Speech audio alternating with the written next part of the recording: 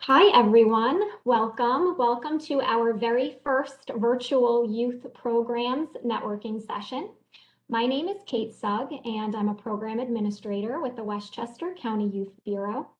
A couple housekeeping items before we get started. I'm sure everyone knows the mute message by now. We're also used to it, but please just remember to stay muted if you aren't speaking. I would love to give everyone an opportunity to ask questions. This is meant to be engaging and interactive. So should you have questions, we will have a question period following each mini presentation. Please feel free to use the chat. I'll be monitoring the chat. You can also unmute and go ahead and ask your question if I should miss you. And I would also like to introduce right now our Executive Director of the Westchester County Youth Bureau, Dr. Damia Harris-Madden, who would like to say a few words before we get started. I'm going to be extremely quick because I'm the only one in the office and the bell is ringing. So of course that would happen as we're starting introductions.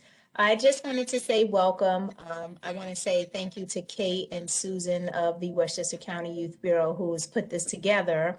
And the intent is really to expose one another to the wonderful program offerings that Westchester County has for our young people. Again, apologies for the bell that continues to ring. They'll just have to leave the package or come back. But, essentially we thought of a virtual experience so that people could, be more familiar with our Invest in Kids program specifically. But our hope is to have more of these networking sessions, probably monthly, so that we can highlight all of the greatness that our partners are doing, whether you're a youth bureau, which I see many of my colleagues on the line from Mount Vernon Youth Bureau and others, whether you're a nonprofit, I see so many familiar faces and appreciate you all taking the time to do this. So, I'm going to turn it over to Kate and grab the door. I could always talk more about, what we're doing through the Youth Bureau and through our many partnerships with our nonprofit agencies and government agencies, but I'm going to run at this point. So enjoy your session. And please, if you are listening and not leading a conversation, do suggest to Kate that you'd like to be in the next round, because to the extent possible, we'd like to expose as many people as possible to all of your agency's resources. We are embarking on a needs assessment, which is going to cover all 46 municipalities. I actually have a work group, so if anyone's interested in joining that needs assessment work group, please, I will place my email in the chat. Contact me and let me know. But in that, in that process, we will be reaching out to various organizations so that we can have the full breadth of what you offer, not just the programs that we fund. So have a wonderful session, and thank you all again for joining. Thank you so much, Damia. At least we know our doorbell works very well. So as Damia said, this will be a great opportunity to hear about many important services available to youth and families, but also for you program staff to hopefully learn some strategies from one another. As we know, COVID has presented some challenges. Many programs are being offered virtually. And so however we can support you, we would like to do that. So please feel free to ask questions, to listen and learn. And on that note, I would love to turn it over to our first presenter with Family Services of Westchester, Ricky Childs. All right, thank you so much, Kate. So I am Ricky. I am the Assistant Director for Big Brothers Big Sisters of Family Services of Westchester. I have been with Big Brothers Big Sisters for 16, 17 years, something like that. And we are doing big things over here. I am so proud of this program and working through the pandemic and keeping our matches growing and flowing. So who are we? We are Big Brothers Big Sisters. We do one-to-one mentoring. We are the oldest and largest mentoring program in the United States. We match children in our community, and we cover the entire county of Westchester and Putnam County with caring, adult, carefully screened volunteers, mentors in our community as with them, pair them together. And what do? We match bigs and littles together. They do anything and everything that they want to do as long as the parent approves. Who's the target population? We match children between the ages of 7 and 17 years old. They have to want to be here. So the first question we ask them when they come in for an interview is, are you interested in our program? Do you want to be here? Do you know what a mentor is? We talk to them if they're not familiar with our program, do the entire 1-hour interview with the parent and guardian. And then the last question we ask them again is, are you interested in being a part of our program? Are you interested in getting a mentor? Because a lot of times we get children that come in and go, my mom brought me here, my dad brought me here, the social worker at my school said I should come. If they don't want to be here, it's not going to make for a successful match. So the first and important rule for the children that we enroll is that they want to be a part of our program. Our volunteers come from many places, and our volunteers range from the age of 21 years old all the way up to right now. Our oldest volunteer is 70-something years old. I think he's 76. But our volunteers are just like you and me. They come from all over the county. They have to either live or work in Westchester County or Putnam County, and they have to want to be here for the right reason. Their interview is very invasive. It's a 2-hour interview. We do a background check. We now, as of April 1st, are now doing fingerprinting as well. We ask for 6 references, and we get very nosy in their interview because we have to make sure that they're here for the right reason. And that they want to be here. And then we're also trying to find out who is the best kind of child to match them with. So they do lots of things: picnic in the park, take a walk, to the movies, all of this, a lot of pre-COVID, obviously, homework help, whatever it is that the parent and child are interested in doing and the volunteer is interested in doing, we match based on like interests and similarities. What are they doing right now? A lot of our matches are doing virtual things, like I'm sure a lot of your children are doing in your programs as well. And we are providing weekly activities to our mentors as suggestive activities that they can do virtual things together. Some of our matches have chosen to meet in person and are doing that, and we provide them with the guidelines that the CDC is recommending on how to best safely meet. The big may drive to the little's house and may take a walk someplace. They're not doing a lot of indoor things, but some of them are doing outdoors, walks in the park and hikes and stuff like that. We just tell them and give them the proper guidelines on how to do that. Make sure you're wearing your mask and your 6 feet and all that kind of stuff, like we're all talking about every day. But most importantly right now is we need girls. I have tons of women. I have over 40 women waiting on our wait list that have already been screened, already have background checks done, and they've been waiting, some of them up to 652 days. My oldest woman is waiting because we have no girls on our waiting list. Every single girl that comes in and is approved for the match and is approved for our program is automatically matched right away because our girls don't sit on our waiting list. So we need girls. If you have girls in your program and they're interested, and you think they're interested, or they want to find out more information, send them our way. Send the parent or guardian to our website to check out and see who we are, www.bigswestchester.org, or they can Google us. The application is online. More information, FAQs are online. They can always just give me a call. My number is online if they want more information. But those girls should be between the ages of 7 and 17 years old, live here in Westchester County or Putnam County also we cover. We have female volunteers waiting. Right now, our waiting list is closed to boys because we have so many boys waiting on our waiting list because there's just a lack of male mentors. So if you're a male mentor on here and you're interested in being one, or you know someone interested, the application's online as well. But those boys have been waiting for a while, so we try our hardest, and we're hitting the streets and the pavement constantly to try and find male mentors for those boys who are waiting on our list. So please send your girls our way. It's so that we can get them matched and get them matched right away. And that is it, unless anybody has any questions for me. Thank you so much, Ricky. We have Could I ask Ricky a question before we move forward? Would that be okay? Yes. Thank you, Mary. I was actually just going to read your comment, so please go ahead. Oh, I'm sorry. I wasn't No, sure. please. If would you consider girls in the program who are in the juvenile justice system? Absolutely.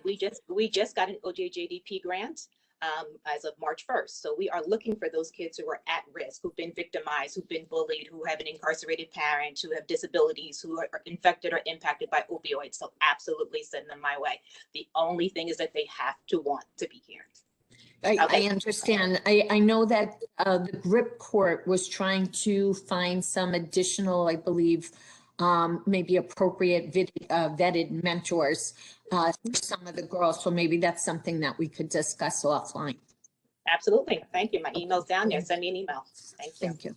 And I'd like to add to that, to what Mary has said. I'm a co-chair for the pro-social committee, as well as the mentorship committee. So Ricky, most certainly, we are looking for organizations and individuals that will support the GRIP unit. There's now the male component. Mary knows this all too well, given Ray's the age, but we are trying to create a national replicable system, if you will. And so the more mentors we can, and mentorship programs we can weave into the fold, the better. Right now, we're working with fraternities and sororities. However, we're happy to have you join the committee. So yeah, you can certainly reach out to me as well. Fantastic. Thank you. And Ricky, just so you know, when I was, we had a meeting with our probation advisory board a couple of weeks ago, and several of the people on the probation advisory board were looking for ways to be able to work with youth in the community who are possibly justice involved. So maybe at the next meeting, I could mention to them that you are looking for male mentors, big brothers, for youth who are struggling, and maybe they could then start to see if they could get a gathering of males to be able to volunteer for this. Fantastic. Fantastic. Thank you so much. Thank you. Thank you so much, Mary. And Ricky, thank you so much. I just want to reiterate the website, and Ricky, please correct me if I'm wrong, www.bigswestchester.org. So please feel free to check out the Big Brother Big Sister website for more information with regards to Ricky's presentation. All right, thank you so much. We are going to move along to our next presenter, Carrie Whalen-Megley with Family Ties. Hi, good morning, everybody. And I do want to apologize for my voice. I am battling a pretty nasty cold. So please wave your hand if you can't understand what I'm saying. Yeah, so I am the executive director of Family Ties of Westchester, and I see many, many familiar faces and partners on the call, which is lovely. But those of you that are not familiar with Family Ties, we are Westchester's only independent family support organization.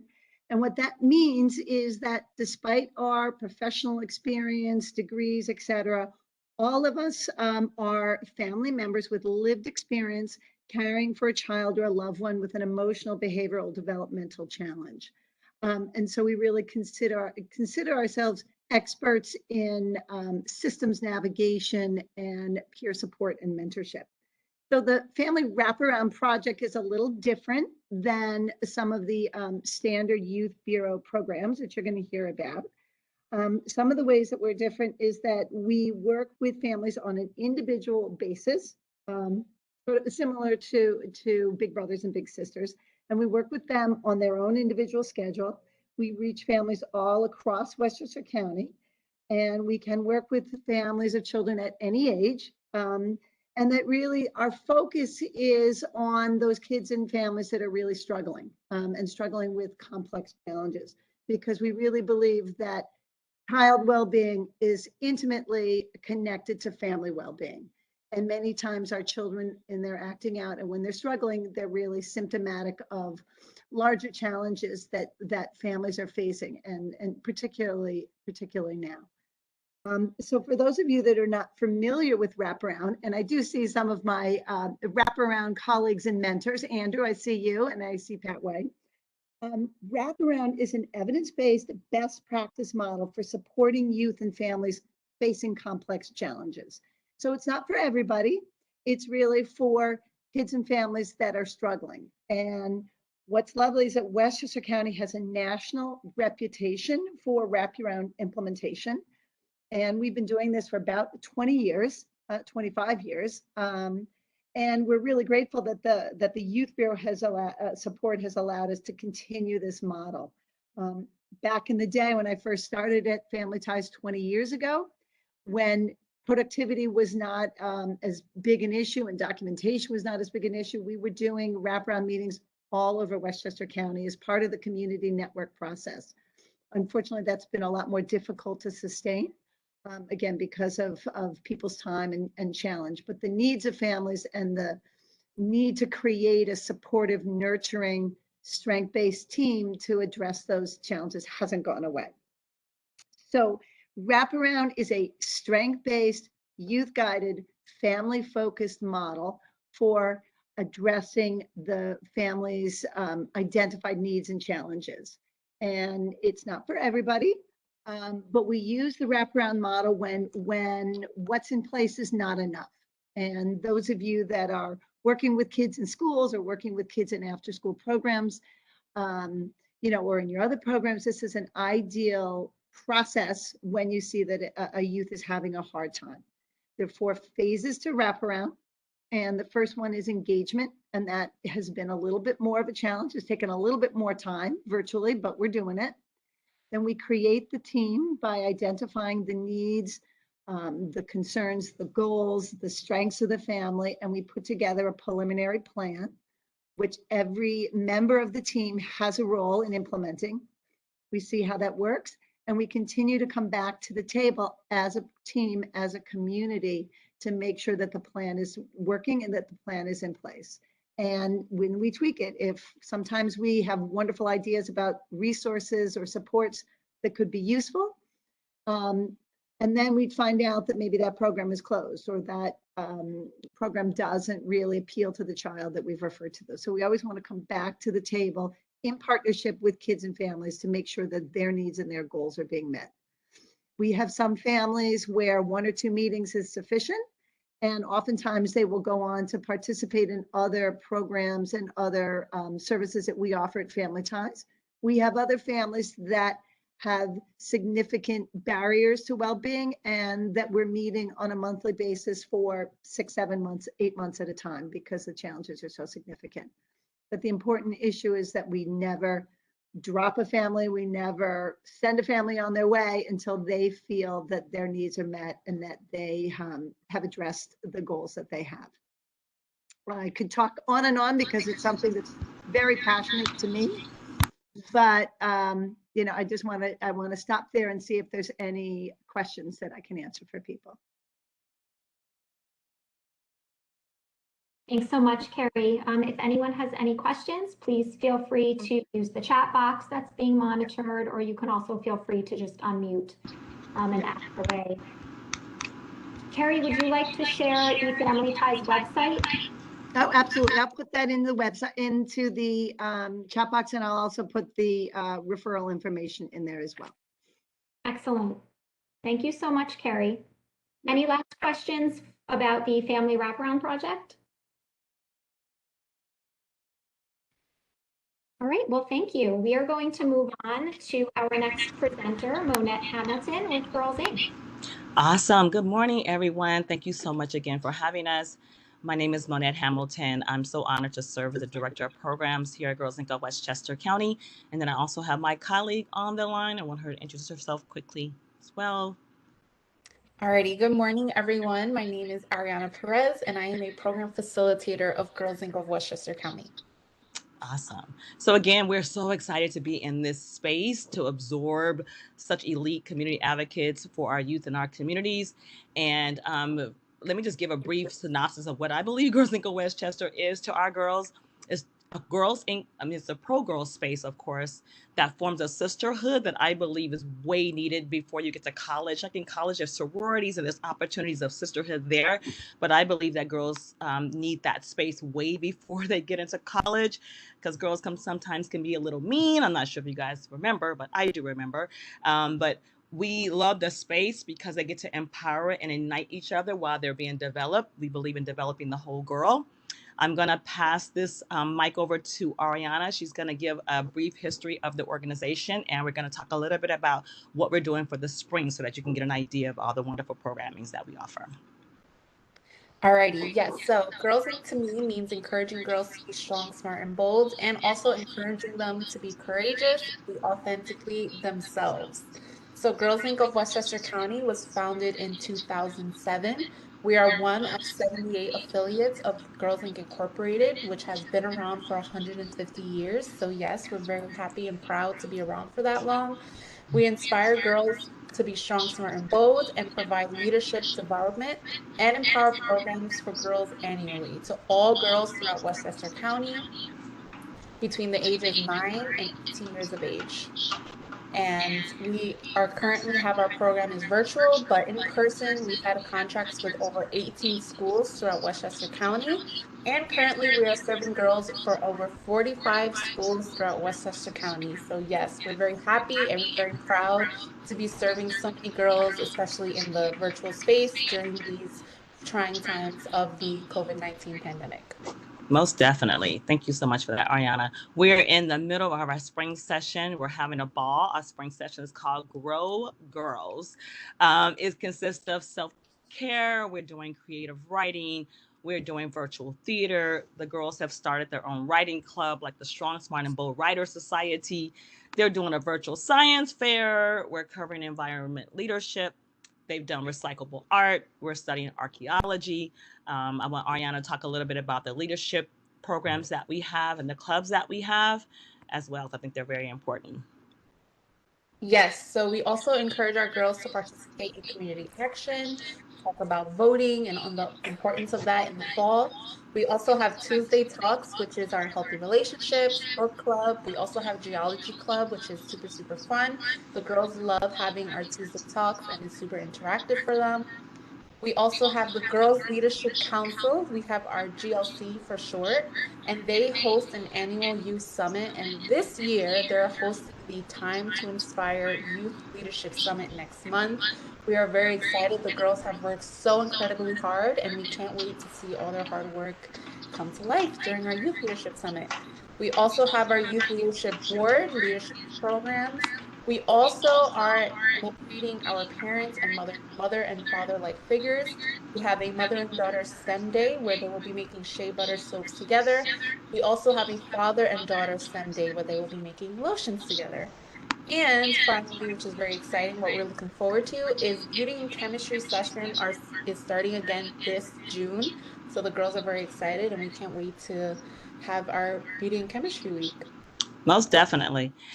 And we're excited about finally offering an academic hour for our girls that are struggling with homework. Of course, in this virtual learning space for school, they come twice a week. They're getting tutoring and homework help. And we also have monthly family lit nights for our family. We have so much fun during family lit night because it's always lit in the space with our girls and their families. And then we also have a monthly open house for community partners that are interested in joining our program. So we have a lot going on. Summer is happening. Literally, when the pandemic hit, in 5 days, we were up and running. Of course, I'm feeling the bump of that now, but I'm just so proud of our team that we did not sink, that we swam and we rose to the occasion. We had life jackets on and we were pedaling slower, but because the girls are pushing us, we are available to them. We work for them. So they keep us inspired. And so we're just here and we're excited to be among partners, and we'll pause if we have questions or comments at this time.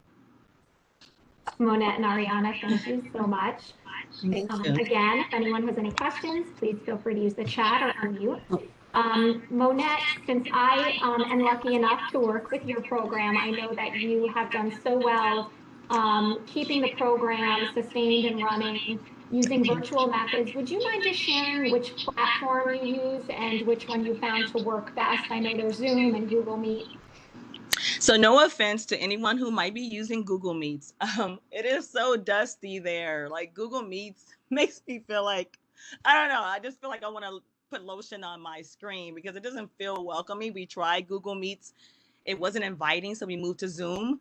And it was right around the time where schools stopped using Zoom because of the privacy settings. But we believe that that was going to come back because we know in virtual world, any platform can get hacked. So I'm glad that we stayed still with Zoom, and we love Zoom. There's breakout sessions. You can record it and do a free podcast. I mean, who doesn't love a free podcast? Well, you can use that for digital platform. So we found that Zoom has been successful for us. And we also have learned if we stay still, the girls can find us instead of, bouncing around. So we're Zoom girls for sure. Excellent. Thank you so much. And we also have a couple questions from Mary about the physical location of the program. It is virtual, but also the referral process. Awesome. So yes, right now our membership is at no cost to our girls. I don't like to say free because someone is paying. So we're so honored for our funders. But yes, no cost to our members right now. We take memberships all during the year, and the membership runs from June 30th to July 1st. And then the summer program starts July 7th. So yes, there's no cost right now. And they sign up, they can go to our website. There is a little registration link.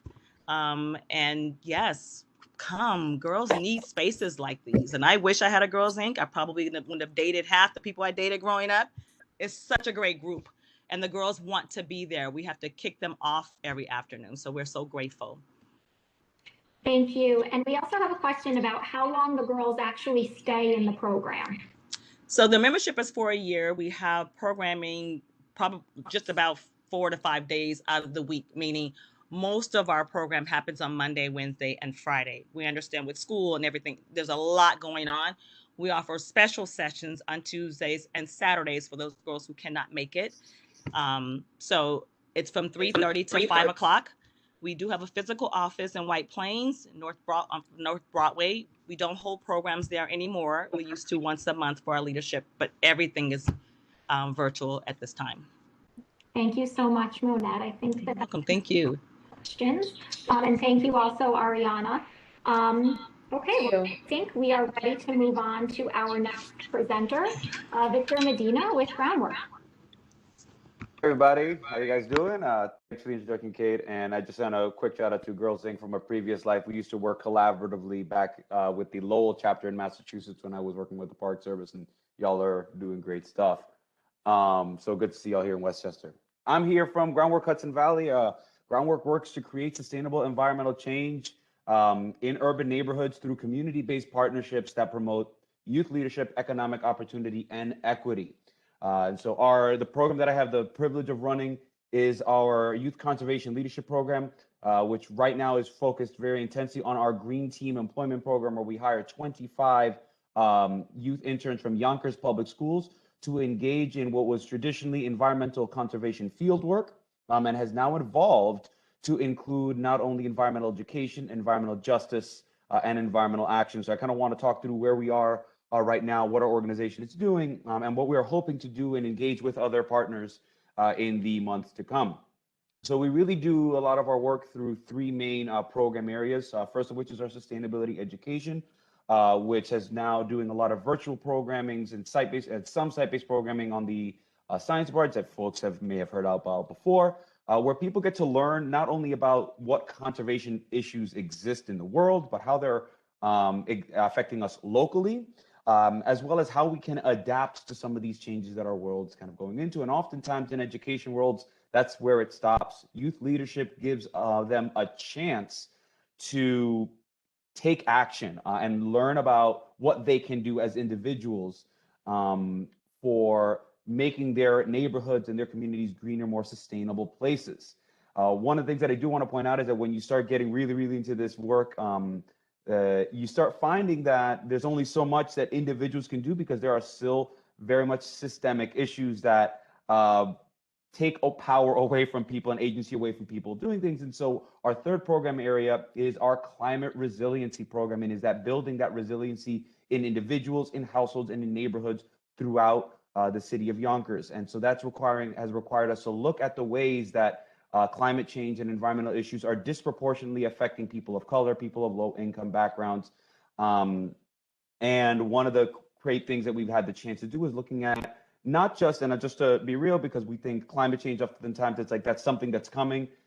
For those that don't already know, it's already here, and looking at one of those ways that it's not only affecting the physical environment, but your life. And one of the classic ways is our urban heat program as part of our Climate Safe Neighborhoods initiative, looking at how areas in Yonkers have been built over the last couple of decades to facilitate higher surface temperatures throughout the city, resulting in more people paying for air conditioning and higher electric bills. And the interesting that we find is that there's real data to support this. Of course, it's in low-income neighborhoods that are predominantly Black and brown.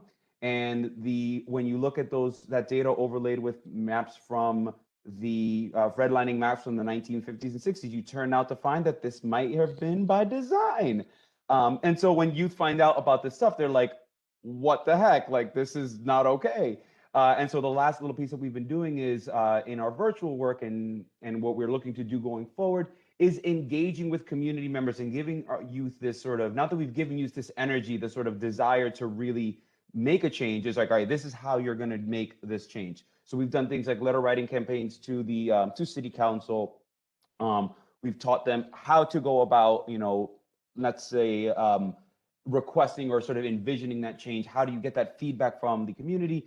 And what a number of our youth have done is they've spoken at conferences virtually throughout the last couple of months and talked about some of these issues, solicited questions, solicited advice. And for better or worse, some of these things have happened. And this is sort of the way that I feel like I know I'm doing my job right. Some of these have happened without me knowing. And I found out a month later that one of our students speaks at a virtual rally for the Green New Deal, and then find out that Jamal Bowman and him are in touch. I'm like, wait, when did that happen? How did that happen? Can you sit down for a second? So the point being that we have, this is in part credit to the youth initiative and sort of their excitement. And one of the ways that we really reach a lot of people is we really cultivate these core leaders that then go out into the community, and we task them with using those leadership skills to bring more people to be involved, to learn. And this has been happening through social media campaigns to get people to do one thing to reduce pollution. And what we will be doing going forward is we are trying to find community spaces that are happening in person to reach people that may not have internet connection or that may not be technologically savvy enough to use Zoom, and to really provide not only services or sort of connect people with services that can save them money on their electricity bill through switching to community solar programs, as well as looking to get their input and feedback on the conditions of their neighborhoods and how to better green those spaces so that it's not just some outside developer coming in saying this is what needs to happen, that they are involved in the community input. And so Groundwork in a lot of ways has been brought to the table and is guiding the conversations around how we can make our neighborhoods here in Yonkers more sustainable, green, and equitable. And we're using that sort of guiding power to bring the community voice to the table. And how we do that is through our youth who talk to their parents, who talk to other people, and we really look to facilitate and empower them. So if you guys are doing work where you're engaging people and you're looking to meet them where they are, I am hoping to connect with you guys because I'd love to bring together and collaborate to reach people for just the greater good. So if you have any questions, please do not hesitate to email me at victor@groundworkhv.org. And I'd love to get in touch with y'all. Victor, thank you so much. Again, any questions in the chat, feel free to type in or unmute. Victor, I don't believe that you mentioned this, so if you did, I apologize, but can you just reiterate how youth can sign up for the actual program, how they can get involved? Sure. So as of right now, since a lot of our work is virtual and kind of focused on some of those tasks, we will put out a round of applications for the green team again next February, March. That's kind of where we started recruiting for the paid interns. As far as how they can get involved, this does change year to year depending on what community engagement projects we've got going on. But if we've got something going on, we are slowly developing that calendar. Reach out to me, and that's kind of the best way to get, if your youth group wants to get involved, or if there's a young climate activist that you have that wants to get involved, then please bring them forth. I see another question in there. The Green Team program, the paid internship, is for specifically Yonkers youth, but our public programs, whether it be when we are working at Riverfest or at National Night Out and some of those fun engagement activities that our youth put on are open to anybody who's willing and able to participate. That's our only restriction, is really for our paid programming. Great. Thank you so much, Victor. I appreciate it. Let's move on to our next presenter. We have Catherine Costage with Junior Achievement. Hi, good morning, everyone. As Kate mentioned, I'm Catherine Costage, and I am the Director of Operations for the Lower Hudson Valley for Junior Achievement of New York. For those who are not familiar, Junior Achievement of New York is the local affiliate of Wjcs, which is the largest organization that's dedicated to giving students the knowledge and skills needed to own their economic success and to gain skills to really be successful post-secondary education. We provide programs and content in financial literacy, entrepreneurship, and work readiness, content that's not systematically available in our schools. So we do work through the schools to provide the information and the content. JA of New York, we cover New York City, Long Island, and the Lower Hudson Valley. I'm responsible for Westchester, Rockland, Orange, and Putnam. So we reach students throughout the region. Pre-pandemic, we were reaching over 100,000 students. That has, lowered significantly. However, we are still able to provide our content and our programs. So we're really proud of how we've been able to pivot and help our partners in the schools continue to provide this information to the students. So I'm going to speak a little bit about J Real World Academy, which is our program that is funded by the Youth Bureau.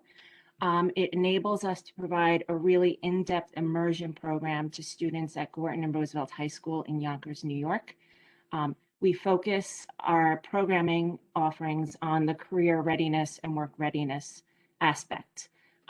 So just to speak a little bit about it,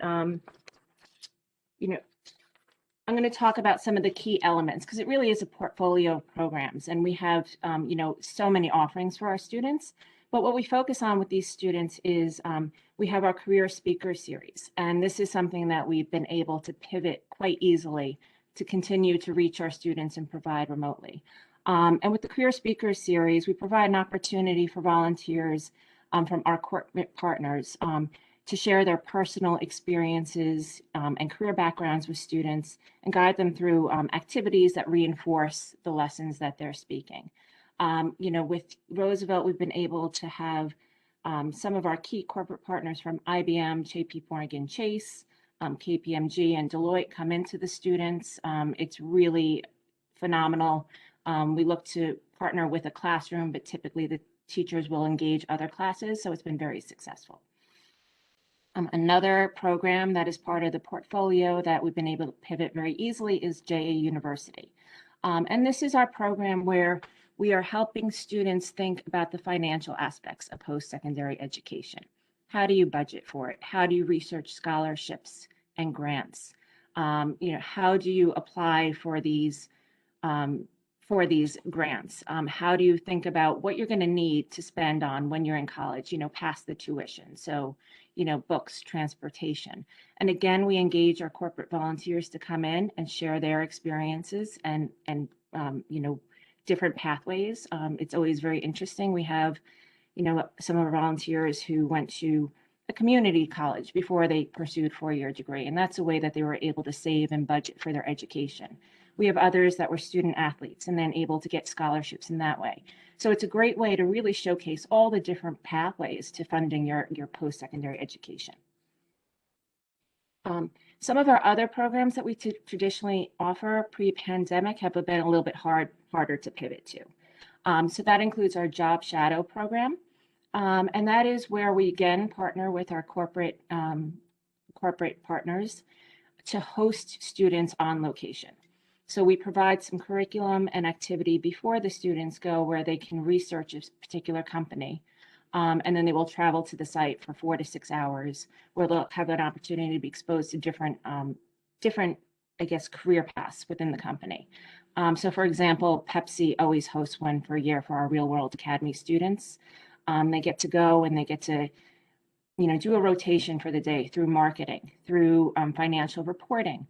There was a great segment where they went through actual the CEO, there's actually a recording studio on Pepsi headquarters. So when the CEO wants a message to go out to all employees throughout Pepsi, she just goes downstairs.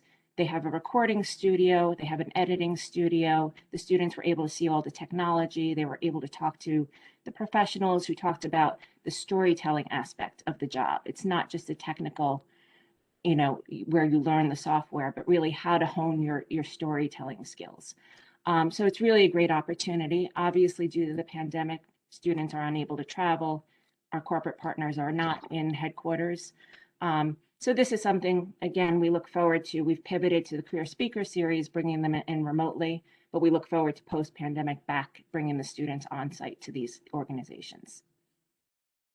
Another one that we've had to pause and hopefully we'll be establishing again next year is the High School Heroes program. So this is where we work with the Real World Academy students and train them to actually go into elementary schools in Yonkers and provide our age-appropriate curriculum for the elementary school students. So we work with them and train them to work in groups, to provide lesson plans and activities to students. They spend an entire day at an elementary school and teach for the day. So the students really hone their leadership skills, they hone their team working skills, and they're focusing on giving back within their community. Incredibly successful program.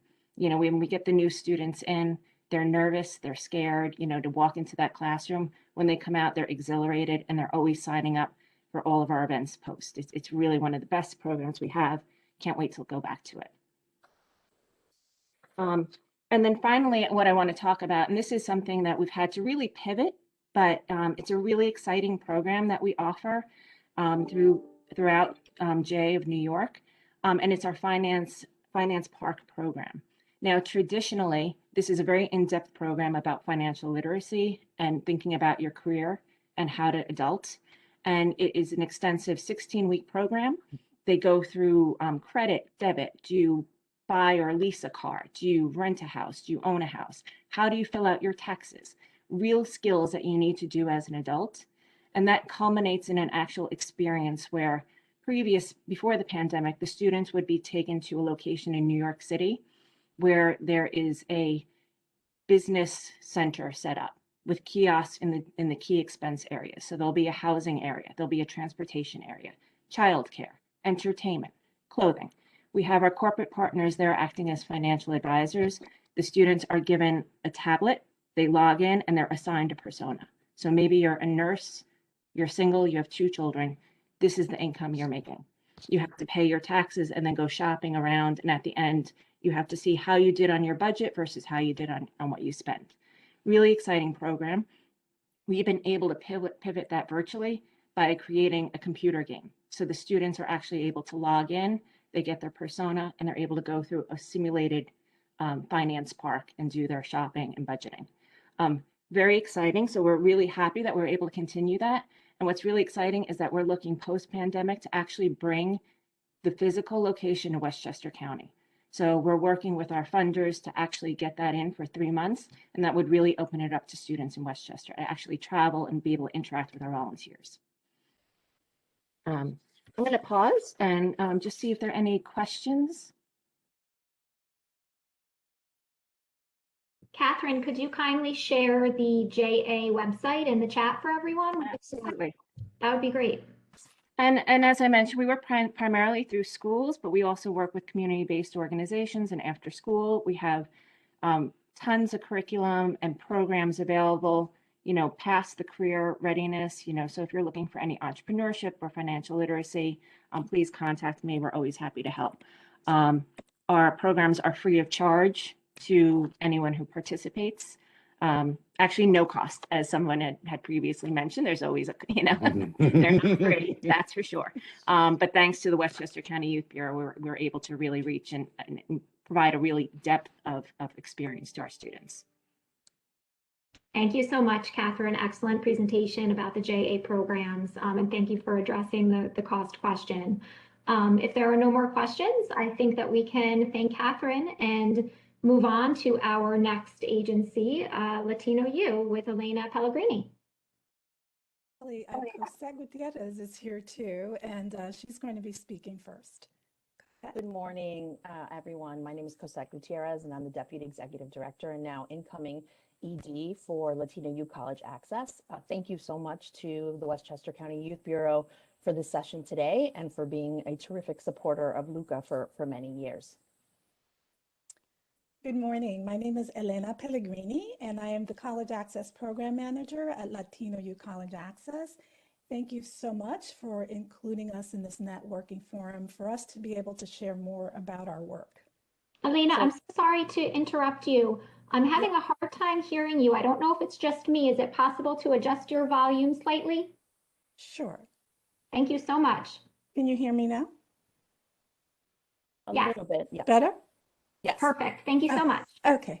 Great. So founded in 2012, LUCA's mission is to empower first-generation college, low-income Latino students on their journeys to and through college completion. At LUCA, we recognize that while talent can be universal, opportunity is not, and higher education still privileges those with a parent who can prepare them for the college experience. And that's where our programs come in to help close that gap. At LUCA, we guide our students who have demonstrated academic aptitude through individualized coaching and culturally relevant programming as they navigate higher education and enroll in schools that meet both their academic and financial needs, enabling them to graduate on time and to be career ready with little to no debt. Thank you, Cosette. We fulfill our mission through 4 signature programs.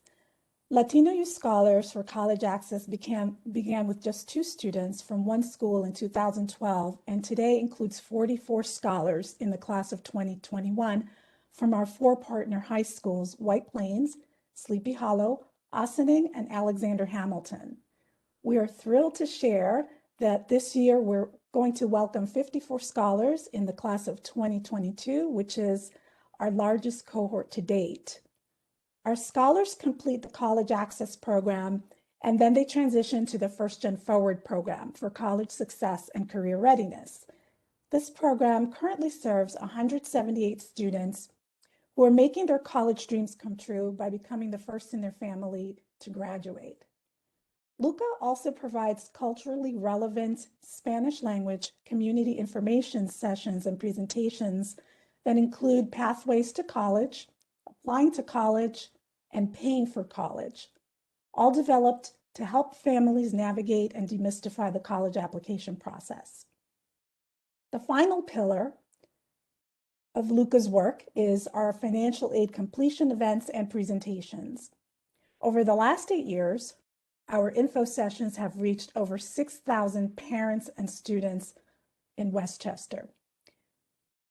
We can't do all of this alone, so we have our volunteers, and we're very thankful for all of our highly trained college coach volunteers that provide intensive mentorship, dedicating, on average, 226 hours of service per high school scholar annually. And when you're first gen, going to college impacts your entire family. So we engage directly with parents to ensure that they are included in the process and are part of their child's journey.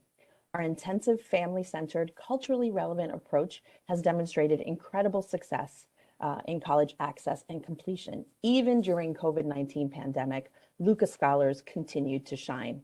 We're proud to say that 50% of our scholars are enrolled in most selective and very selective 4-year universities. 55% of them are studying and pursuing STEM degrees, and 99% of them have either graduated or are on track to graduate within 4 to 6 years, or as we say, on time. But while we're proud of our successes, the demand for our services outweighs our capacity, and we know there is much more work to be done. We're excited for LUCA's future growth and look forward to supporting many, many more deserving Latino students for decades to come, thanks to the support of the Youth Bureau and our other corporate partners. Thank you so much for allowing us to share today. Thank you.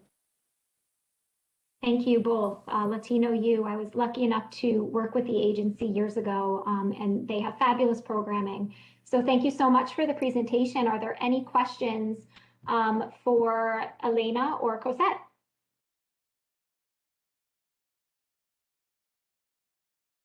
Would one of you mind typing in the Latino U website in the chat for everyone, just so that we have that? Thank you so much. I had a question.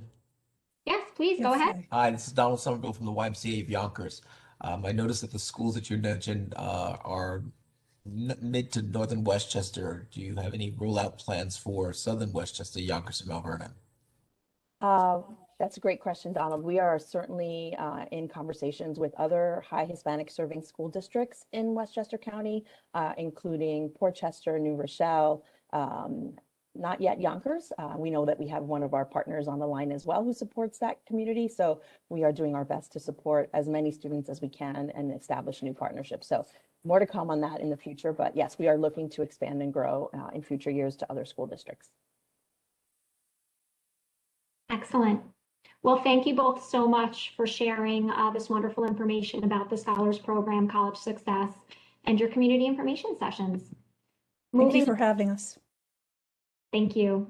Moving along, our next presenters are with the Mount Vernon Recreation Department. We have the Commissioner, Sylvia Godsen, and Rick Wright, Director of Athletic Programs. Second.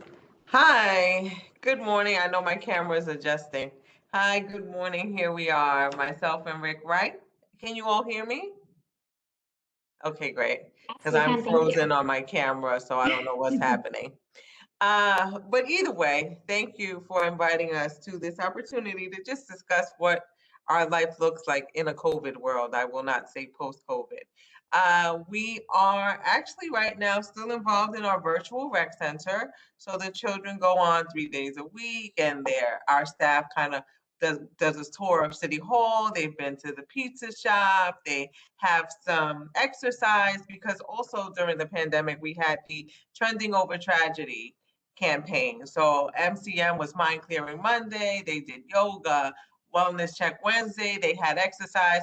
And then TBT was Tackling Boredom Thursday. So all of that is now kind of merged into our rec center programming, where it's the arts and crafts, the physical activity, and just games that allow them to be children. We also played baseball last year, and we're doing that again this year. The clinics have started. Actually, it started Saturday. Our basketball clinic starts this Saturday as well. So that's the 17th. We started baseball.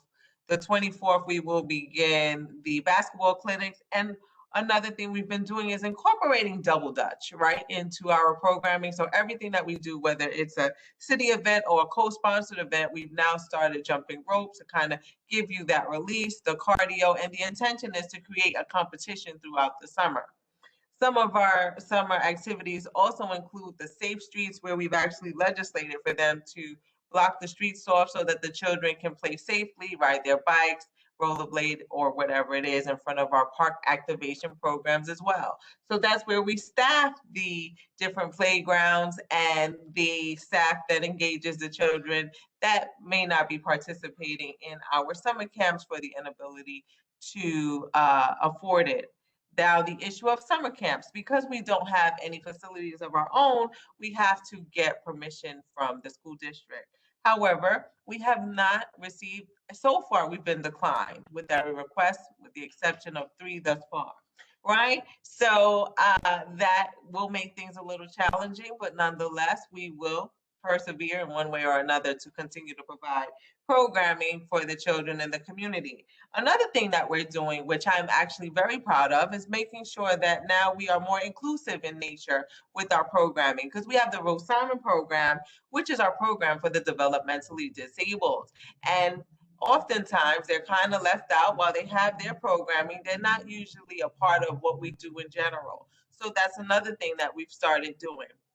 Also having conversations with Westchester Disabled on the Move, because it's important to teach children to incorporate everyone, as we're all doing in one way or another, but sometimes that's a demographic that is often forgotten.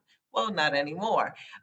So we have that, and then of course there's everything else that we do, because the Office of the Aging also falls under the Recreation Department within the city of Mount Vernon. I don't know if Rick wants to add anything. It's so crazy to see ourselves frozen. But would you like to add, Director? No, we are doing our famous basketball clinic this year with Coach Semino. Last season we didn't do it, but this year we're going to be doing that. We have a soccer clinic this summer. and we're contemplating a sports camp of some sort this summer if we're unable to get an actual building. Other than that, we have our youth basketball leagues that take place in the week on Mondays and Wednesdays at Hartley Park, and we are attempting to revive a adult basketball league come August. That's about it right now.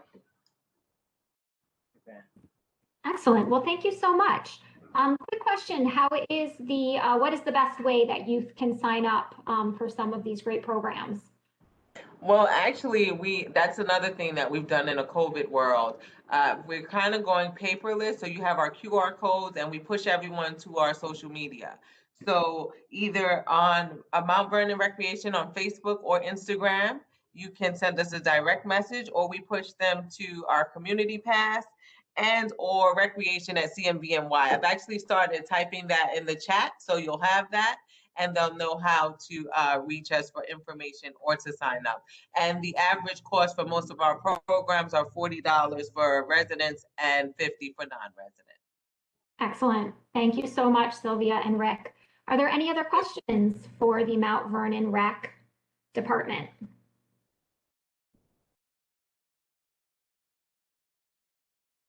Okay, well, thank you again. We appreciate your participation. And next, we are going to move along to the Mount Vernon Youth Bureau. We have Carolyn Treasure, Lauren Bicote, and Wayne Woodbury. Good morning to everyone. This is the Mount Vernon Youth Bureau talking about our Safe Haven, Step Up, gyms, and our youth empowerment program. Like everyone else, we've been hit by the COVID, so therefore we've been down in our numbers, and at least 65% of our new kids, because they're being home or staying home, we're having that difficult problem of getting in touch with them. And then those kids that are there are having that internet problem as well as an email problem. So we've had to redevelop ourselves, recreate ourselves to our parents. We've used new programs. We have what is called academies, whereby we do a 10-week program with a group, and then they take a little break, and then we come back and do something else. We learn within that academy what the needs are of our young men and women, and this way that we start the second academy, we can address those issues. One of the biggest issues that we find that we need to address and we've had to really get into is health and wellness. A lot of our kids are talking about burning out, antisociable behavior because they're not able to meet with their people. And because Step Up, not just Step Up, but because the Youth Bureau of Mount Vernon is a hands-on in-person program, it has created a little distance. So we've had to get back into the school systems and talk to our kids and meet with our kids. A few projects that we've been working on in this new year, cultural respect. We are given the climate that we're in the nation. We have Step Up have brought in a young man, Mr. Harvey Williams from the New York School for the Deaf, who's actually teaching sign language to our kids, and in person and on Zoom.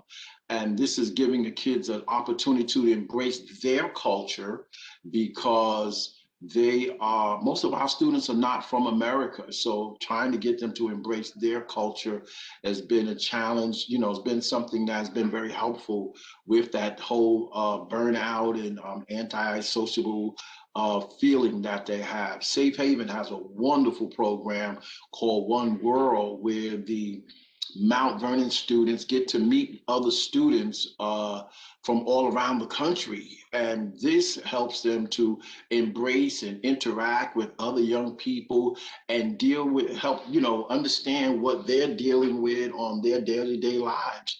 And that is becoming really absolutely wonderful, helping us to deal with that. Now, with our older youth, we've kind of went towards the tech area, TikTok and videos and mental health workshops, along with journalism and things like that. And this has helped us to help our young people connect more with themselves and with others while we're still working and still doing all our other programs. We're still doing our youth empowerment where we are employing kids, doing the virtual.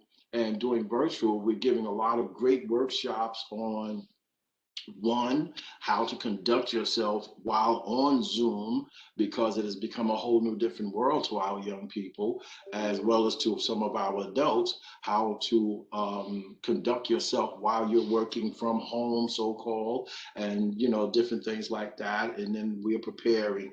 We have our outreach, weekend outreach, which is also a STEM program. And we're hoping, you know, helping our fifth graders, 5 to 8, you know, go to in the field of science, technology, art, and math on Saturdays. And we're sneaking in a few of the younger kids who have an interest as well to participate in that. Excuse me, but our youth empowerment program also, they're doing, you know, with the Dole Center, the recreation department, the police department, we're cleaning up the communities on the weekends, you know, that unsupervised time that they have on those Saturdays and things like that. So we're giving our young people, we're continuing to serve them, and we're serving their needs, and we're serving their new needs, given COVID, giving, you know, where they're shut in most of the time during the school. We also reach out to those kids that are really, really at risk, that we made strong connections with in the youth bureau. You know, we're like one real big family, so the kids know that they can stop by, even though we don't have a building, but we practically have a floor where there's a kid comes by all the time, sits down in the office and have that private conversation with, you know, myself, Miss Treasure, Miss Lauren, you know, sometime with the ED, and to guide them into the different things that they're doing and participating in. So we're keeping in touch with them because we don't want them to feel lost during this COVID time, which is one of the things that a lot of our kids have talked about in the last 2 years, year and a half, is that without the Youth Bureau being able to reach out, go into the schools like we normally do, that they feel a little disconnected. So we've done a lot of work with our executive director, Mrs. Butler, about getting into those schools and getting into those kids and parents and letting them know that we are still here and we're still active. We are having a, this summer, we will be having Safe Haven Camp, and that will be at our Cecil Parker Elementary School. We will be having gyms for our younger girls between, I think it's 12, 13, and 14. And they're going to be having their program here at City Hall. The Step Up Academy, we're having that over on the north side this year for the first time. And that's for the 5, 6, 7, and 8th grade boys. And that's going to be at Hamilton School. So as the city opens, the Youth Bureau is opening, we're reaching out and, you know, keeping in touch with our young people as much as we possibly can. Any questions? Wayne, thank you so much. And I see, thank you, Carolyn, included your contact information and the number for the Mount Vernon Youth Bureau in the chat if anyone is interested. And if anyone has any other questions, please feel free to use the chat or go ahead and unmute.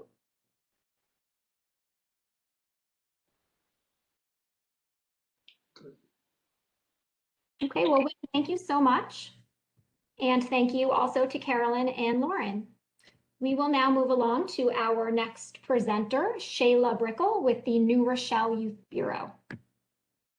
Good morning. Can everyone hear me? Yes, Shayla, thank you. Okay, so I'm Shayla Berkel. I'm the Youth Court Program Coordinator. So a little bit about the Youth Court. We educate New Rochelle residents and Pelham residents about the judicial system. It diverts youth from first-time and minor offenses away from family court. So despite COVID being COVID, Youth Court was still actively meeting on Monday nights following the CDC guidelines to ensure safety. We screened all of our members to make sure they weren't showing any COVID-19 symptoms. So after the completing of the training, we successfully inducted our 12 new members into Youth Court. Woohoo! In addition to the training, they were also engaged in social justice discussions facilitated by myself and the youth court assistant. Shortly after the induction ceremony, we were told that City Hall and the courts would be closed due to the public rise of COVID-19 in Rochelle. So we had to take a step back and think of new ways to engage our youth. So we created a series of virtual events and activities for the youth court members to participate in, like trivia nights, where we tested youth court's member knowledge of the judicial system. We were able to enhance their knowledge of the judicial system and continue our discussion surrounding social justice by hosting forums for the youth to attend and provide them with opportunities to speak and ask them questions about law enforcement and those who are working in the field.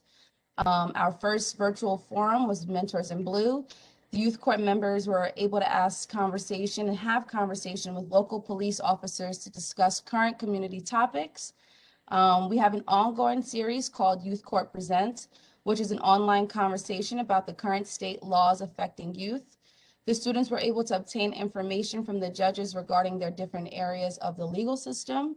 The youth were presented with the opportunity to ask questions and have conversation with the Honorable Judge Jared Rice and Honorable Judge Kathy Davidson. Our next forum is actually this Monday coming up on the 26th, and we'll be speaking to the Probation Commissioner, Rocco Pozzi. The students also participated in the Holocaust Remembrance Forum, where we heard a story from a Holocaust survivor, Miss Judith Steele. This event was created because there was a rise in hate, crime, vandalism in Rochelle. This past Tuesday, youth court members attended the Stand Against Racism virtual event with other youth in the county. We'll be meeting with the Director of Racial Justice and Youth Programming from the YWCA to collaborate and organize a panel discussion regarding the same topic with their Racial Equity Center. So additionally, the New Rochelle Youth Court has been invited by Honorable Judge Kathy Davidson to take a trip to the Westchester County Courthouse for a tour and a potential debate. Administratively, we are planning for youth court to return back to some kind of normalcy since schools are returning 5 days a week. We have renewed our commitment with the school district in regards to long-term suspension. We also had a conversation with the Assistant County's Attorney Office to see how we can assist with repeat offenders. And we'll be concluding our virtual programming, and around mid-May, we'll be hosting a sexual assault awareness for graduating seniors going into college. We think that, you know, with a lot of things going on, we think that they should be aware of what's going on in college and even in high school. And if you want to see any of our virtual programming, we have them available at the New Rochelle Youth Bureau Facebook page. So I know that was a lot and I probably spoke really fast, but yeah, that's it. So that's us. That was excellent. Thank you so much, Shayla. Are there any questions for Shayla with the New Rochelle Youth Bureau? Shayla, could you kindly share your social media and website in the chat box? Sure, I will. Thank you so much. Okay, if there are no other questions, we can move on to our next presenter, Mary Haley with T-Town. Thank you so much, Kate, and thank you to the Youth Bureau for inviting me to be here today. I'm honored to learn about everyone's programs and just the amazing work that everyone is doing. So let me start off by telling you a little bit about T-Town. We are a 1,000-acre nature preserve located in Ossining, and we are open to the public. Fortunately, with the way that our property has been, we have been open the entire time. Our indoor spaces are not open, but we do have 1,000 acres, so plenty of space to be able to come out and enjoy nature. And we've heard time and time again over this past year how important that's been for people. So we run a wide variety of programs. We have school programs. Ordinarily, most of our school year is filled with field trips. Of course, this year has been a little bit different, but we've moved many things over into a virtual format. We also do after-school programs, which we have been able to continue this year just by keeping our numbers a little bit smaller and doing screening when people come into the programs. And fortunately, to date, we've really had no issues with that. So that's been wonderful. We do have public programs on the weekends where animals are presented, or we'll have different guided hikes and things like that. So I do invite everyone to come and check out T-Town. If with your organization, if you're interested in a program, we are more than happy to tailor programs to your individual needs. So specifically, the program that we've been working on is called Grow Wild Outside. And Grow Wild Outside, we work in conjunction with the Ossining School District, and it's intended for kindergarten students. So what we do in an ordinary year is the registration is done through the school. We generally have 5 sessions a year. So 2 in the fall, 2 in the winter, 1 in the spring. And we'll have about 20 kids per session. We run the program on Tuesdays and Wednesdays. So it's a total of 40 children during one session. And what they do is we'll start the program over at their school. And that's just so that they get to know us, myself and the other teachers. They get to know a little bit about T-Town. We take them outside, right around the Park Elementary School. There's some beautiful parkland. So we go over, we explore, we show them how you can observe the nature that's right around in your backyard. And then for the rest of the program, we bus the children over to T-Town's property. And so they'll come over, we take hikes, we do all sorts of explorations. Really, the purpose of the program is just to get them out in nature and for it to be very playful, very child-led, and to increase their STEM skills. So they're building shelters, they're building fairy homes, they are, exploring the streams, looking at the animal life that lives in the ponds. They're learning about pollinators. So we follow the seasons and whatever the children seem interested in, and just really getting out there, getting to have that social experience and to learn and play together. And what we've noticed throughout the program is, some real highlight moments where it's just clicked for the kids. And one of my favorite stories is when we were walking down our lakeside trail, so right next to T-Town Lake, and we were just walking along, and one of the children said, "Oh, look at the way that the water is moving in the wind." And they talked about how beautiful it was. And that to me was amazing, just to have these young children really taking the time to just notice what's around them. And they asked if we could go and just sit by the lake. And they just talked about how the water was moving and what was happening with the different animals that were there and the plants right around the lake. So it's being able to build those skills and being able to build that vocabulary that then they can talk to each other in that way. And then also it's building skills that they need, like balance and coordination. We've had several students that, needed a hand to navigate over rocks and roots and things like that. And then just those tougher situations, and to be able to sort of conquer those hills and get that confidence that you can achieve that, and your body is capable and you're strong enough to be able to do these things. So that's what we traditionally do with the program.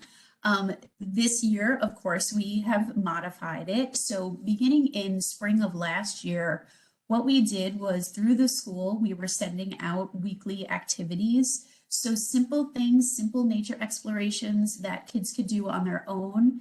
Even if they're just going out for a walk with their family, it's an easy scavenger hunt, or noticing the birds, or noticing bird song, looking for things like ants and things that are very, accessible no matter where you are. Starting in this fall, what we did was we modified the program again because we really wanted to build a deeper connection with the kids. And since it was a whole new school year, a whole new group of children. And so what we did was we created a packet of activities. So the program, we shortened it to 4 weeks instead of 6 or 8 weeks. And we create a packet that has activities for each week. And these, again, are experiments or projects that the kids can do on their own. And then we give them a backpack along with that. And in the backpack, they have things like tweezers and magnifiers and droppers and all of the supplies that they'll need in order to do the activities that are in the packet. And then the final piece of that is that we meet with them once a week through Google Meet, and we talk about what they've discovered. They're always eager to share the results of their experiments and what they found out, or to share what they drew for that week.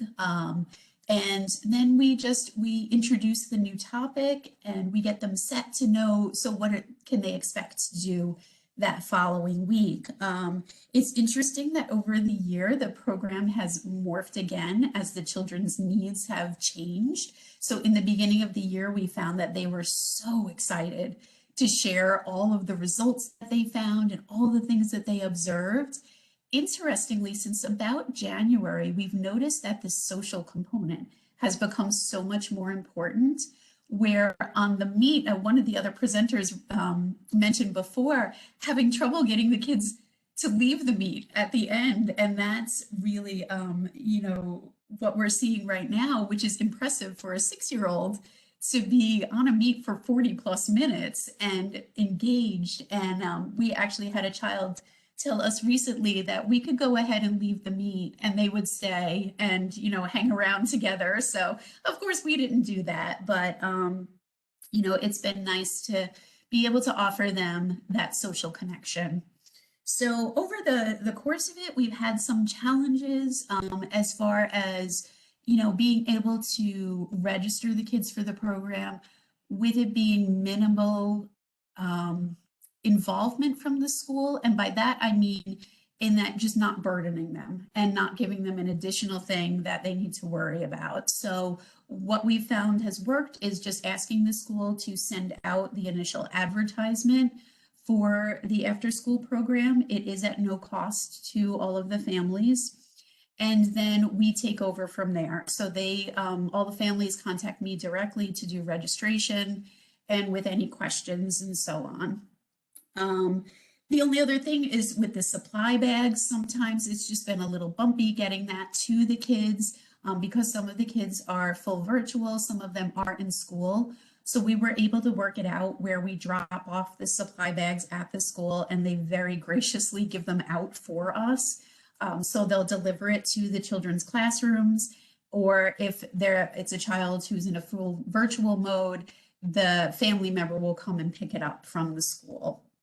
But otherwise, it's been great to get very positive feedback from the families, and it's meant a lot to them to be able to have this kind of escape from all the more serious things that are going on in the world. And also, we've had a lot of children who have repeated the program. About half of our attendees have been with us since nearly the beginning, which is really nice to see them be able to grow over the year. So thank you everyone for listening, and I'm happy to answer any questions. Thank you, Mary, so much. Again, any questions, feel free to use the chat or unmute. I've had the pleasure of visiting programs at T-Town with Mary, and the grounds are just beautiful and outdoors, so socially distant and safe. So I encourage everyone to visit T-Town if you can. It really is beautiful. So if there's no questions, we will move on to our next presenter.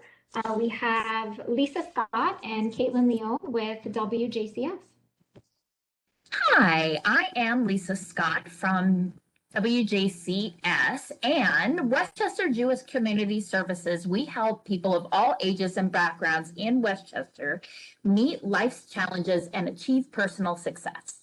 WJCS is one of the largest nonprofits and mental health providers in Westchester and has 88 unique programs, including evidence-based mental health and trauma treatments to adults and children in satellite spaces and our mental health clinics in Hartsdale, Peekskill, Yonkers, and Mount Vernon, 24/7 care to disabled adults living in our 13 group homes, advocacy and social activities for individuals with intellectual and developmental disabilities, geriatric care and resources to seniors so they can age safely in the comfort of their own homes, early childhood development, enrichment, education for young children and their parents, cultural, educational, counseling, and spiritual programming for the Jewish community, and supportive community programming for LGBTQ plus youth and their families, which is where I come in. So WJCS Center Lane is where LGBTQ plus youth create community, connect with culture, and contribute to the world. We have a variety of programs for 13 to 21-year-olds, including an after-school drop-in program at Center Lane's Program Center, which is in Yonkers Getty Square at 30 South Broadway. Transparency, which is a unique support group where trans and gender nonconforming youth meet in one room while their parents and caregivers meet next door, so everybody has an opportunity to discuss topics of concerns with their peers. And while some programs have struggled to attract youth during COVID, in 2020, we served 20% more youth through Transparency than we had over 2019, which has been amazing. We offer individual supportive counseling to youth and families in need, and special events like our LGBTQ plus prom, holiday celebrations, open mic nights, movie festivals, and more. We also have Pride camps, which run through the summer. They are week-long summer day camps where LGBTQ plus youth learn more about their own community and where they fit within it. The fun thing this year, if we were talking about this in December, I would be only talking about 13 to 21-year-olds, but in response to growing needs for services for younger youth, we're proud to offer Rainbow Squad, which is a new weekly support group for 8 to 13-year-olds, which is phenomenal. Love today, this has been really great, and we would love to partner with all of you because your kids are my kids, and my kids are your kids. So here's great opportunities to partner. Pride Academy is our new short-term groups where, in partnership with volunteers throughout Westchester, LGBTQ youth learn more about themselves, their community, and the contribution they can make to the world. We are looking for organizations who would like to partner with us to serve the LGBTQ plus youth in your community. So if you're interested in doing that work, specifically with your LGBTQ youth that you serve, get in touch with us to talk to you about that. We're looking for partnerships for the fall, so we have plenty of time to make that.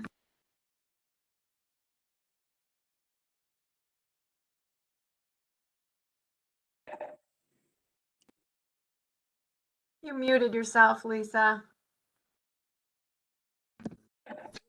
I don't know how that happened. Lisa, But there you are. Great.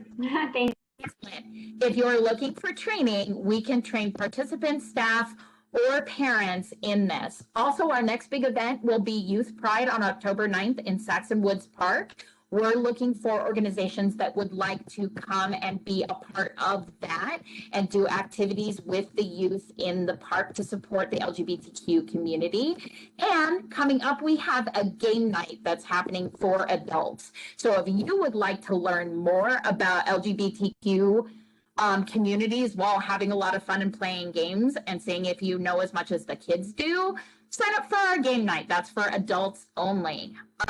One last thing, we are looking for a physical site in Yonkers this summer to do some summer camp programming within an indoor space for about 30 kids. So if you have any kind of indoor space or a lead on an indoor space this summer in Yonkers, let us know. And in the meantime, I'm going to answer your questions on chat and turn it over to my amazing colleague, Caitlin. All right, good morning. We're still in the morning, a few minutes left. My name is Caitlin Leone. I'm the coordinator for the Young People Achieve and Peer Impact programs with WJCS. I'm going to start with Young People Achieve. It's a community-based program servicing Ossining, Sleepy Hollow, and White Plains school districts. We offer comprehensive case management and counseling services to youth who are pregnant and or parenting. So our program supports the pregnant and parenting teens in completing their high school education, avoiding a second pregnancy, enhancing their parenting skills, and moving toward economic self-sufficiency. Our parent groups are held weekly, and that's just to connect the teen parents that are in each site and provide some additional support there. And then we service about 25 plus teens and families annually through YPA. With the national graduation rate for teen parents being under 40%, we're happy to report that YPA has a graduation rate of over 85%. So moving on to peer impact, the peer impact program is a youth development, pregnancy, and dropout prevention program. So that's actually an after-school group which services White Plains and Sleepy Hollow high school students. The students are able to get community service hours for participating on a weekly basis. And peer impact offers a peer-to-peer culturally competent support and training to predominantly Latinx youth. We bring in outside partners like Center Lane and Hope's Door, Planned Parenthood, student assistance, to really make sure we kind of run the full gamut of our curriculum and make sure we cover kind of all topics that are affecting youth might be experiencing, and make sure they get the information in terms of resources and support so they can become these peer leaders, advocates for people their age. And then throughout the year, the students develop that leadership and advocacy, as well as presentation skills, which provide them with opportunities to demonstrate these skills in classroom presentations. We do a school-wide campaign, which I'll explain a little bit more about in a minute. The health class presentations are conducted in all 3 of our sites. And that is where we encourage healthy choices, decision-making, and pregnancy prevention. We reached about 400 plus middle school students and over 1,000 high school students annually through our classroom presentations. Last but not least, May is National Teen Pregnancy Prevention Month. So in all 3 sites, our programs hold campaigns to create awareness about teen pregnancy, provide resources, and outreach to the entire student body. Traditionally, we host a table during the lunch periods and interact with the students throughout the day. After the world changed last year, we began to use multiple venues. So we reached students through a PSA that was created and posted on a whole bunch of platforms to reach as many high school students as possible last year. We're hoping to use that again this year, and we intend to outreach both virtually and in person. So thank you so much. And again, like Lisa said, if any of you have any questions about our 3 programs. Thank you so much, Lisa and Caitlin. Also, I will send out these slides with everyone's contact information. So Lisa, everyone will have your email in case anyone can help collaborate or offer some suggestions on the space you're looking for. All right, well, thank you so much. If anyone has a question for Caitlin or Lisa, please utilize the chat. And I would like to introduce our next presenter, Max Silverman with YPI. Hi, everybody. Can you hear me all right? Yes. Okay. Thanks to the Westchester County Youth Bureau for getting us all together, and it's really great to see so many of our partners on this call. I'm Max Silverman. I'm the Director of College Readiness at Yonkers Partners in Education, and at YPI, we partner with students to make sure that they are ready for, enroll in, and succeed in college. We work with about 1,200 students across the Yonkers Public School District from their 9th grade through their sophomore year of college. We kind of split our work into those 3 buckets of our mission. So we have a team of educators who work with our students to help make sure that they are ready for college. We have a team of college advisors to make sure that they can access college, help them through the entire process, start to finish. And we have a team of social workers that follow them through their first 2 years to make sure they're successful when they get there. Our biggest partner, aside from our students, is the Yonkers Public School District. We have offices in all of the high schools in Yonkers, and we have our own after-school learning center by the riverfront in downtown Yonkers called the YPI College Zone.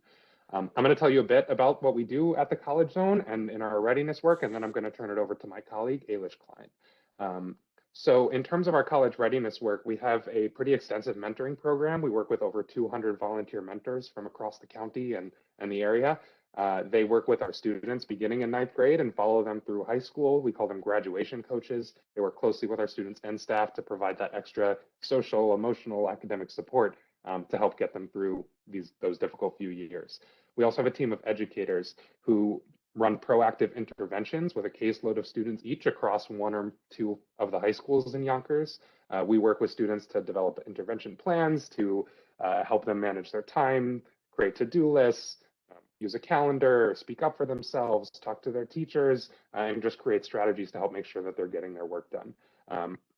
This year, with the pandemic, we've made a big pivot to online learning, as many organizations in education have, and we found that it's most effective when we work with students one-on-one. So we actually enlisted a group of our college students and provided a grant opportunity for them to come back and work with our high school students as one-on-one tutors, and that's been a hugely successful program. We're hoping to continue into the future. And then finally, we have a career pathway program that helps get students ready for college as well. That's called our Majors program. We have career pathways in everything from science research, sponsored by Regeneron, to architecture, construction, engineering, entrepreneurship, film. We work closely with the Yonkers Film Festival, YoFi, the DMAC Center, and Jacob Burns.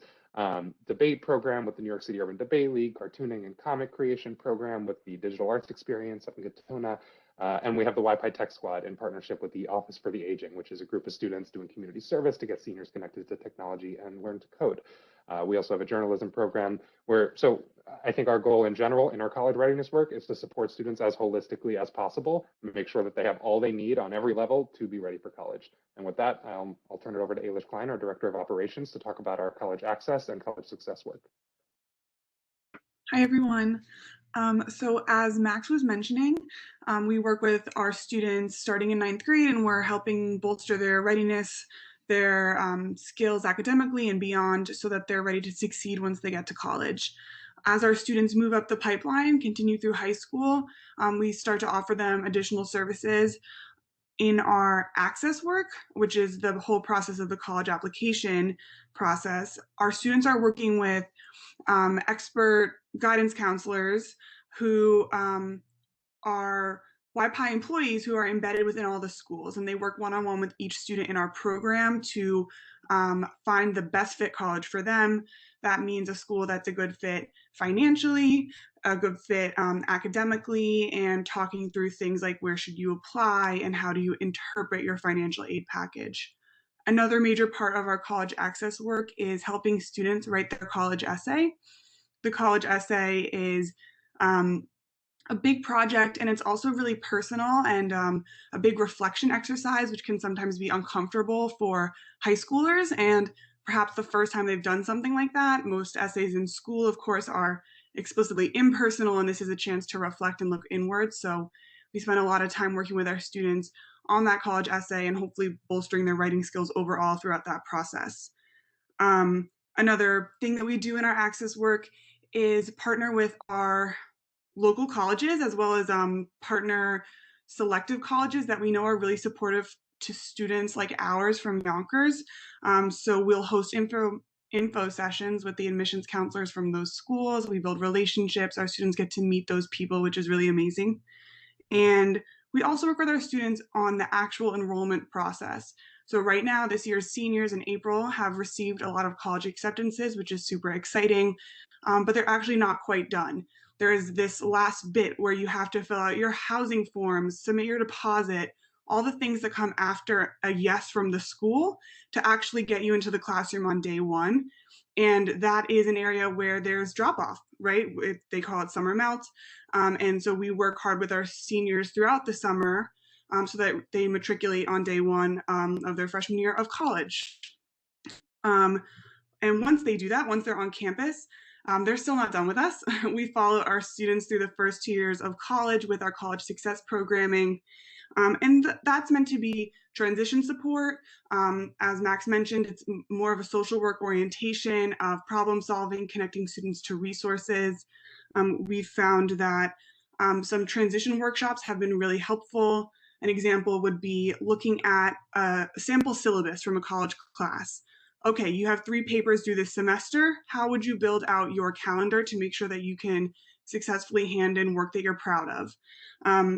Additionally, we know that some of these systems, especially CUNY, are hard to navigate. And so our staff is there to help students navigate these big bureaucracies and make sure that they get what they need academically. And with that, I will wrap it up, and we would love to hear if anyone has any questions. Alicia, Max, thank you so much. I've had the opportunity of visiting some of your youth-run and youth-led virtual programs, and I have to say they're excellent. So the youth in Yonkers are absolutely lucky to have you and your services. Really great stuff. So thank you so much. If anyone has any questions about YPI programming, please feel free to use the chat. And we are going to move along to, let's see, Yonkers YMCA, last but certainly not least, Donald Somerville and Michael Patterson. Good afternoon, everyone. I'm Donald Somerville. I'm the director of the Teen Center here at the Yonkers Family YMCA. We thank you for the opportunity to present today and for continue to be a partner with us throughout the work that we've been doing. I want to just give a little background about the Y because most people think of the Y as a place that's just a gym and a swim. And we actually offer a lot more services to our community. We have a community feeding program. We usually distribute close to 22,000 pounds of food per month from our YMCA here in Yonkers, which has been tremendously helpful during this difficult time and in this community. But the Y started, this Y in particular, 139 years ago. So we are one of the older institutions in this community that's been servicing this community. And so we've transitioned and moved a great deal. We have taken all of our youth and teen programming throughout our building and actually put them in one space under the umbrella called the Teen Center. So although we're going to focus on the program that's funded by the Youth Bureau, all of our youth programs are in one space and under one umbrella. So all our youth get to enjoy those services. And as someone has said, it's now at no cost. It used to be, although we're a membership organization and young people used to have to pay for membership as well as everyone in the community, we now don't have a fee associated with teen members of this YMCA. So Michael's been having some video issues. I'm not sure. Mike, are you there?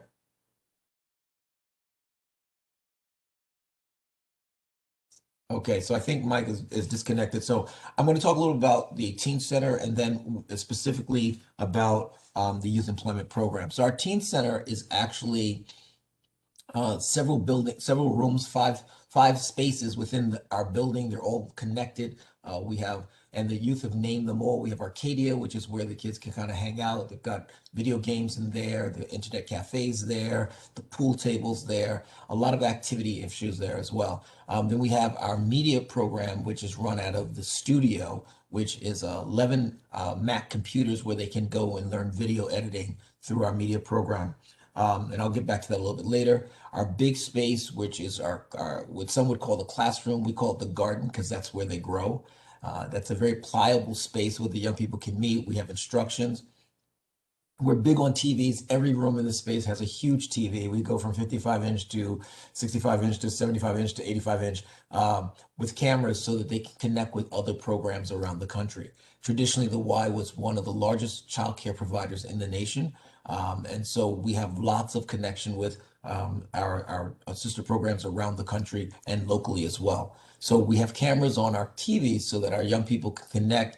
And that's been tremendously helpful during this time where we have to concern ourselves with social distancing and meeting people virtually. So the youth development program that we are focused on today is our youth employment program.